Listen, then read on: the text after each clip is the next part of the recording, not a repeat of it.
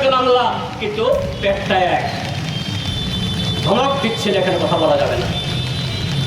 আমি এটাও দাবি জানাচ্ছি, ধনকর সাহেবের একমাত্র সন্তান কানাডা থেকে ফেরত, ততদিন অব্দি এই দেহ সংরক্ষিত রাখা হোক।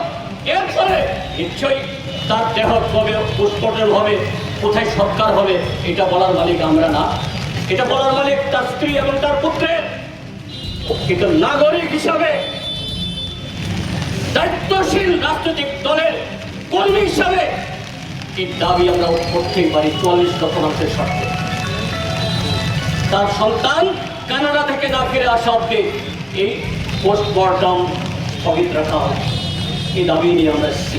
আমি আবারও বলছি, আমরা পশ্চিম থানার কাছে তাদের বিরুদ্ধে বিক্ষোভ জানানোর জন্য আসি।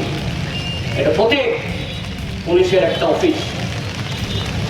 আমরা তাদের সাথে সহমর্মিতা ঘোষণার জন্য, আমরা জানি গত 8.5 বছর ত্রিপুরাজ্যের সংখ্যাগরিষ্ঠ অন্যান্য দপ্তরের কর্মীর সাথে পুলিশও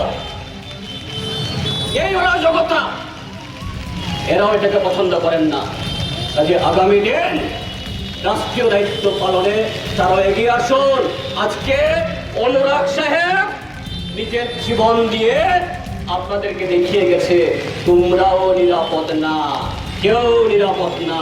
যতদিন এই জল্লাদ, বরবাদ, অসভ্য, অগণতান্ত্রিক, অসাংবিধানিক দল সরকারে থাকবে, ততদিন ত্রিপুরাজ্যের মধ্যে কেউ নিরাপদ না।